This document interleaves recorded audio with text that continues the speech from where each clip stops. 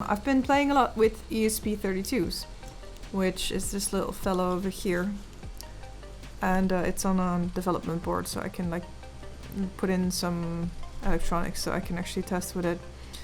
And I just wanted to see if I can just do a little bit of a recording and just showing how I'm soldering, and fuck knows, I don't know if it's interesting to watch, but it's sure really fun to do. And I thought maybe some people would be interested to see how these things work in general. So therefore I'm just showing a little bit. So these are actually LED panels, and they have a data pin, they have a power pin, and they have a ground pin. And I've already connected some of these, and I have a... It's a bit hard to see because I don't have a lot of place, but I can just shortly move my camera over so you can see a little bit of the soldering iron that I have here with temperature that I can kind of control. And basically it's just a matter of figuring out what pin goes where. And then in the end what I did is I programmed, so this board you can connect to your computer, you can program it, and then what you can do is, what I did basically is telling it that it should send data over the network with something called, well, it's ArtNet. It's a protocol that can send certain kinds of data over the net, and it works with the universes. Well, I'm not really going to go into detail into that right now, but it basically means that I can send a certain amount of data over a certain amount of channels. And what I'm doing on the other side is using a program called Touchdesigner, where I simply input, in this case, a generated image, and then output it. So kind of basically what I'm doing is I'm creating a screen on the go with just some simple tools and some simple steps. And today I just wanted to show a little bit how that goes on the technical side, so in sense of soldering and just, you know, doing a little bit of tinkering. And I'm primarily doing this, why I'm saying experimental is because for me, I'm kind of curious what kind of things are interesting for people to watch. Because I know what people are generally watching, it's just that I'm not really sure what's interesting for me also to tell others. And what I've noticed when I was at this CCC, at this Hacker Congress, is that people generally really enjoy seeing people do things they love, which in my case is this really nerdy stuff. So therefore there it is. And I can quickly show what it already looks like. I have it on one LED panel right now. So I just have a USB-C that can go into here.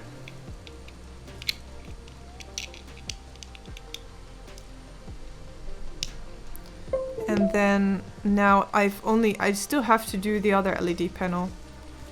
But right now there's an arrow showing. And those of you who follow me on Instagram may have seen already like a close-up of some other generated stuff that I put on there. So I still have to solder the other one. But what I'm doing, maybe I can share my Touchdesigner screen. There we go.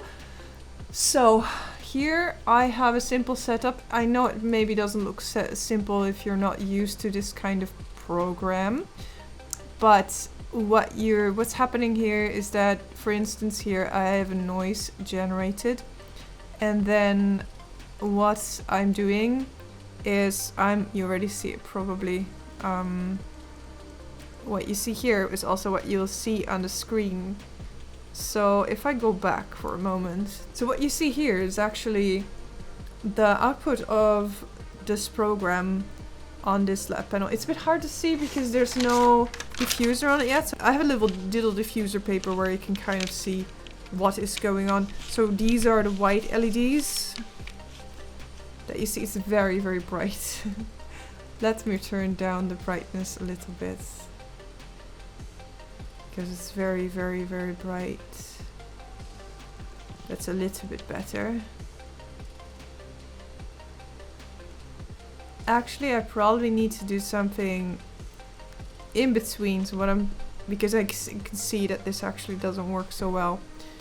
So what I see is happening is that I before had this breadboard that I use for debugging, and here I put some potentiometers that are basically they're kind of decreasing the amount of power that goes through to this LED panel. And when I want this to be less bright, I'll just dial it down. But that's not what's happening here right now. So what I'm actually doing here is just kind of diminishing the colors. And that is why you don't see these becoming dark. At least that is my estimate. And if I plug it into, yeah, that's why. So I guess maybe if I do this, let me try something for a moment. Inverts. And then if I now plug this in, there we go. That's a lot better. I had inverted it. I was already wondering why is it happening. Okay, so now we can actually see what's happening. So without this, it's hard to see on the camera. I can see it in real life, but the lights are too bright for the phone and it's not diffuse enough and it doesn't pick up. So therefore I have a little paper so you can show you what's happening. Now we'll go back to Touchdesigner. So keep this in mind. And then here, I know the color doesn't look right, but that's because it needs to be inverted. Due to, well, technical reasons. It's probably because of the way that the thing is processed. So what you see here is each pixel on the screen is representative of a pixel on the LED panel. And they're just sending values. So if we just zoom in on like one pixel, it just gives different kinds of RGB values because red, green, blue. And then for each of these, I'm sending these values in separate channels. I know there are a lot and there are going to be a lot more. Like this is just one panel and I have ordered, well, I have about 25 of them. So imagine this. It's already sending 192 values, I believe. And that is what I'm doing here. I'm sending it over to network to my ESP. And that's this little device because it has a little Wi-Fi receiver. And then if I'm gonna go back here to Arduino, so I'm using the Arduino IDE, and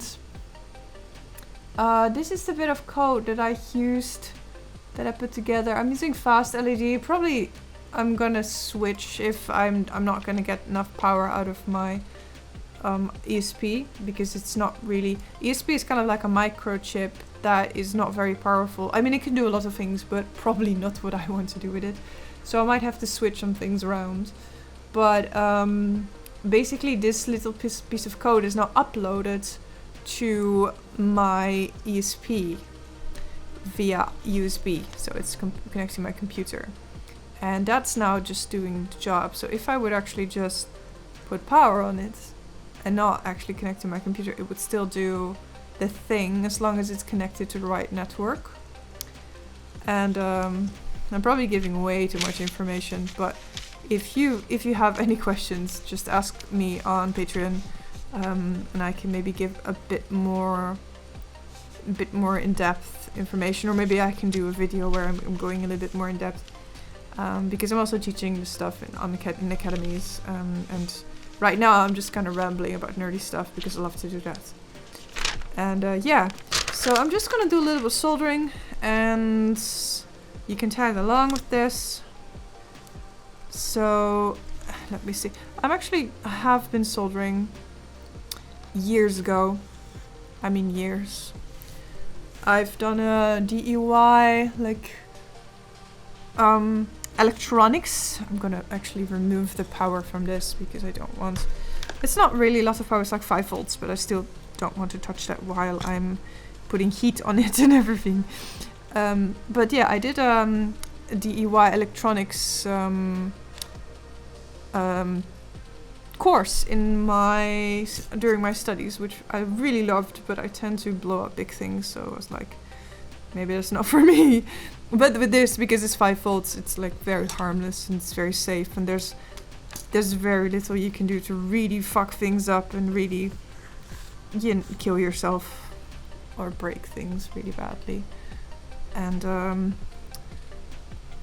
this is the first time I have this set up. I think my face is gonna disappear when I'm actually soldering, and lighting and stuff is probably also not ideal, but let me see if I can show that. Oh yeah, that is tricky. You're gonna see me disappear because I have to put my face to it. Maybe I can move it a little bit over. That's better. Okay. So I have plus in and out, and I have a minus. So the plus goes to the plus naturally. So I have a red going into the plus. Here it's a red that one goes in the plus. So this one goes here. I'm gonna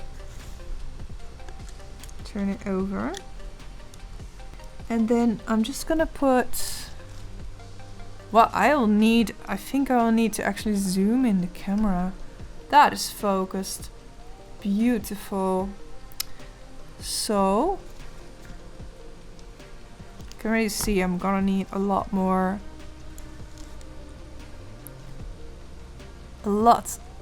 brightness in here. It's kind of a fight between the phone camera that is showing this, the light, and the microphone. And then I have to try and make sure that you can see what I'm doing. And then I still need to make sure that I don't burn anything in the house. But I'm just gonna apply some heat.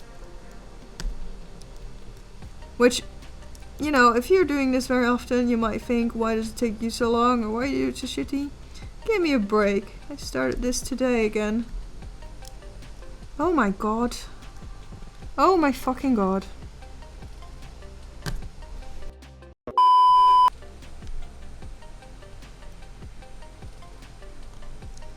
I would say that's good enough for me. That, I don't know on which side. Actually, it doesn't need it because here I did a really, really neat job. And then here, well, not such a neat job. Okay, let's put it together. Also, something that I would advise, let me zoom out so we can actually view the whole picture again. Something that I would advise if you're ever thinking of doing this is, even if you have a shitty setup like me, like I just got an old computer fan and I just put some wires through that it can stand up, and it sucks away the air, that the damps that come from this iron, so that it doesn't actually go into your face, because it is bad for you. So memorize that, because you want to live long. Well, most people do. Some people want to die young, but not me. Okay, so now for the test. I actually tied this thing that keeps the board together over the wires because I thought it would give them more stability. But it turns out it doesn't. Actually, it tears them off. And this one also had a very brittle connection, so I probably will redo this. So I will redo this out of screen and then come back. Alright, so of course off camera it goes in a jiffy. I'm just gonna quickly, carefully heat this tube and it will shrink. Just have to be careful that I don't burn anything else. Chances are I will.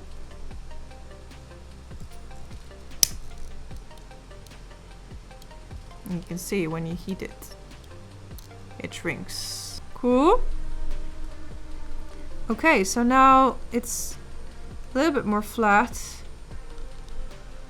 So I can turn it over.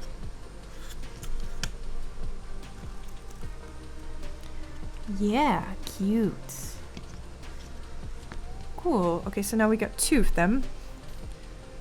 So I'll just plug in my Arduino. No, my ESP.